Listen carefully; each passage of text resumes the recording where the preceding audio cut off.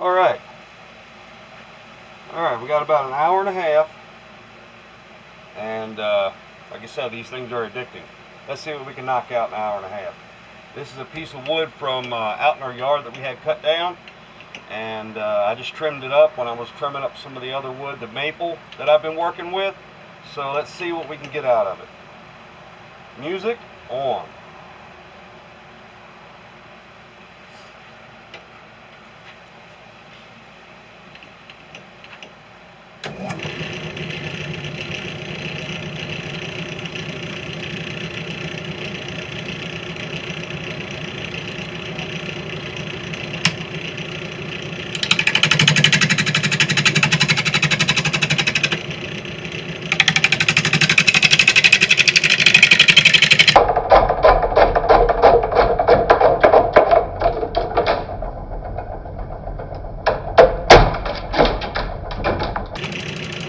Why you wear gloves?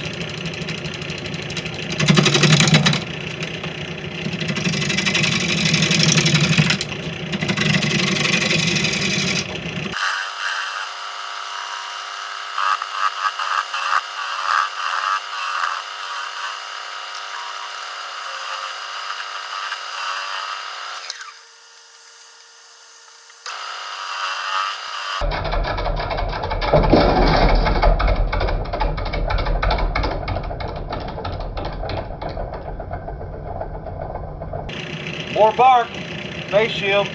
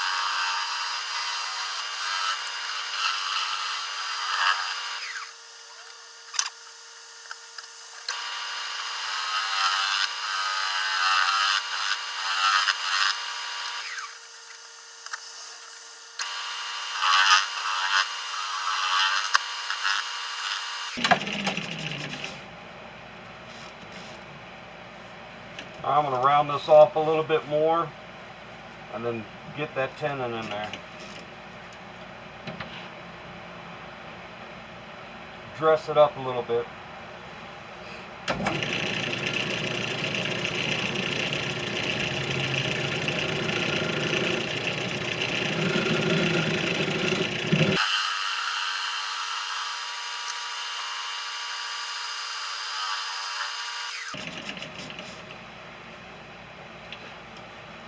Still got some tool marks right here, but we'll see if I can blend that in.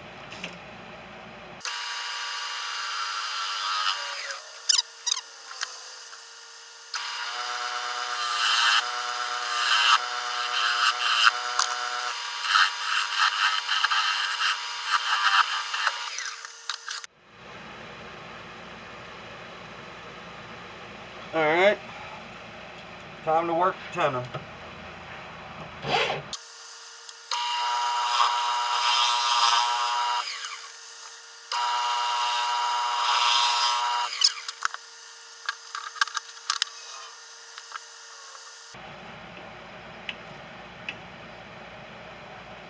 I'm going to make it a little bit deeper.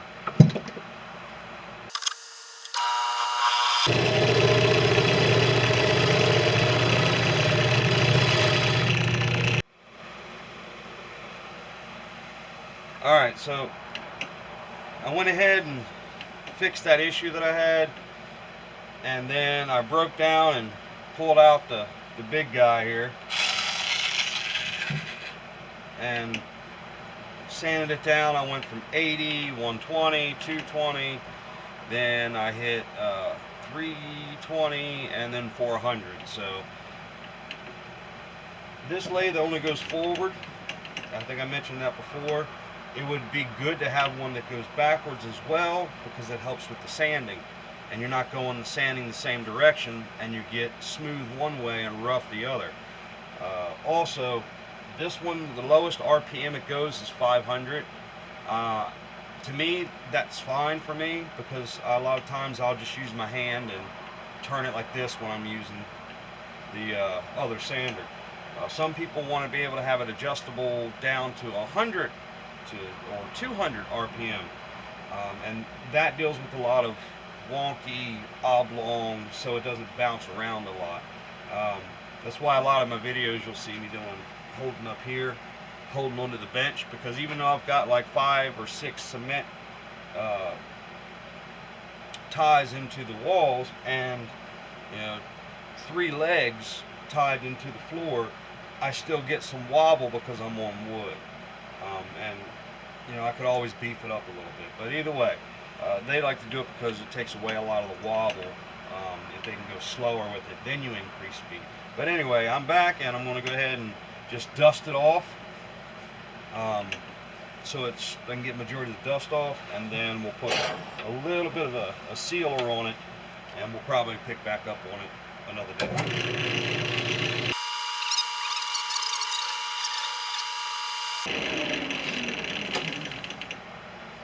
But it is definitely smooth, and that's only up to 400 grit. And after you get a good shine, good couple layers of sealing and protecting on it, and you could always go up to 3, 4, 5,000 grit to make it really shine. But we'll work it.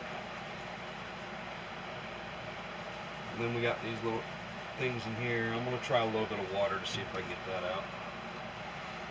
The only thing about using a little bit of water is if you do have some loose grains in there, it can pull them up a little bit, and then you may have to resand it with a fine grain paper. I can tell you the sealer, when you get it on here, is going to make this wood look good. A little bit of damp cloth is doing that. It's got some beautiful grain patterns in it. This is just a piece of wood that we had to cut down because it was going into the power lines. And it's been sitting out there for about a year in the weather, maybe 2. Depends on how lazy I was, I don't remember. But we shall see. But overall, I think this thing's going to turn out beautiful around here. We're going to have a big concave and some open spots, but it'll still be usable for sure. Alright, well, that's what we got right now. Still pretty darn smooth. Get this little top layer to dry off, and then we'll throw some sealer on it. Back.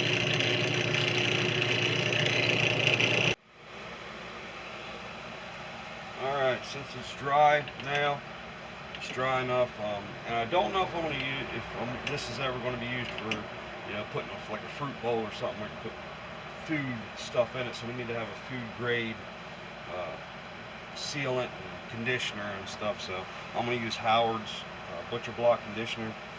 You read on the back of it, it even tells you that it is food grade. It's got beeswax, carnauba wax. It'll help it from drying, and beeswax will seal it. You can use straight beeswax on it too. But we'll try this and see what happens.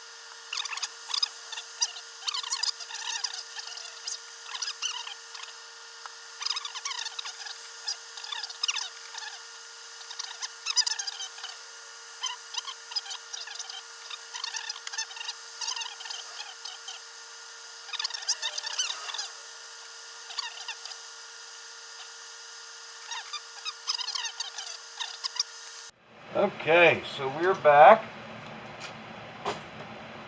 I went ahead and flipped it over. Didn't appear any cracks or anything popped up on it. I should have went a little deeper on the recess in the back, but we should be fine. If not, we'll sure see it. So.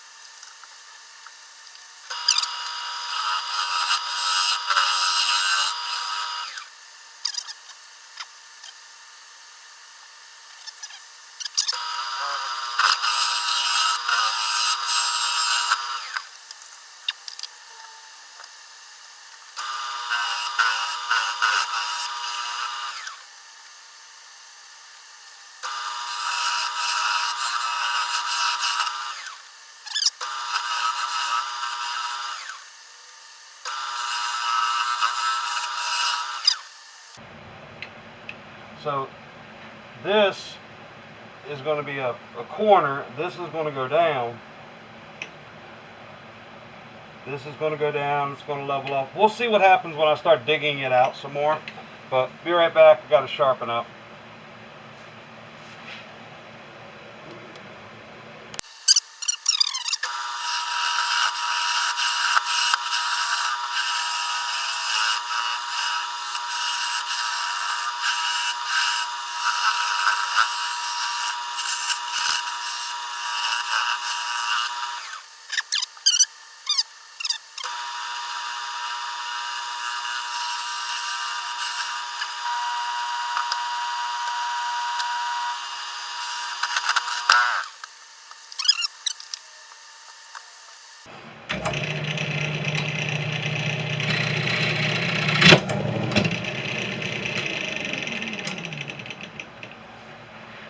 When you don't have support and this is too low, you'll get caught up underneath of it, just like that.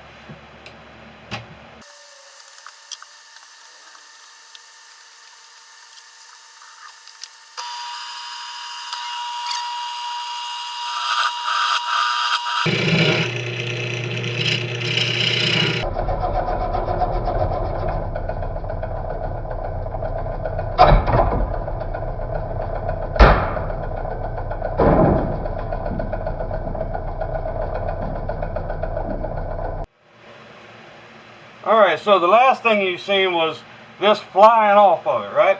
That's because I was too aggressive with pushing and pulling. The recess needed to be deeper. And I'm not adjusting this soon enough or to the correct location. So I'm still working on it all. Again, still very new, but you know what? We'll still make some pretty stuff.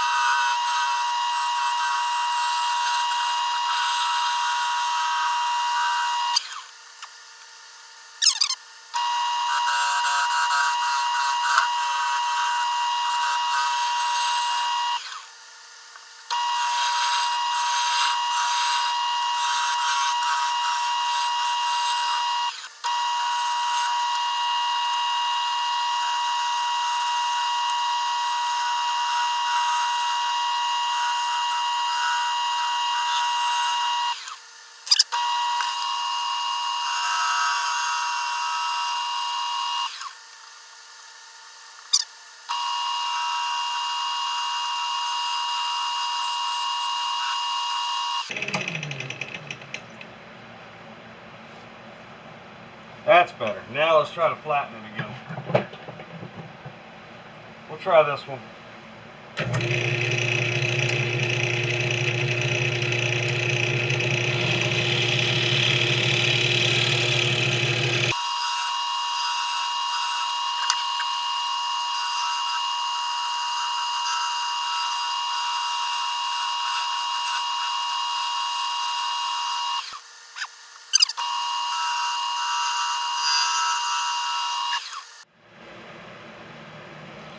All right, well, I've got an idea.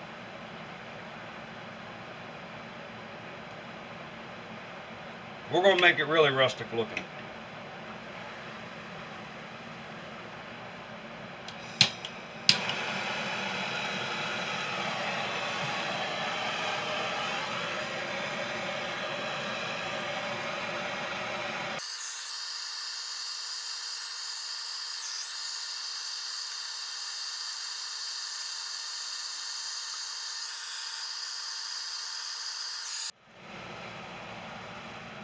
Okay, now it's time to sand her down on the inside.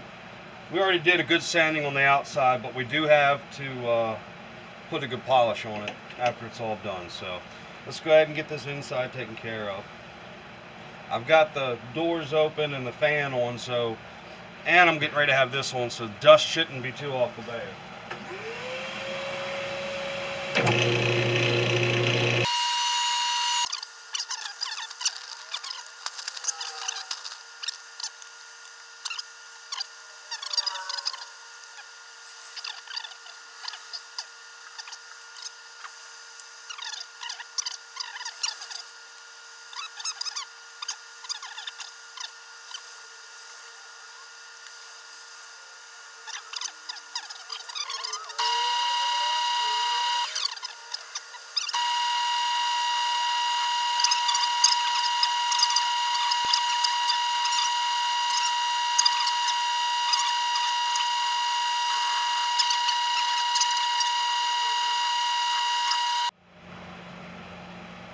Well, the bowl's finished. Still got a couple dull spots, but hey, I can work that out. But for a quick bowl, not too awful bad. I love that. Too bad it's on the bottom. A little bit up here on the top. On the inside, that is. So, last part.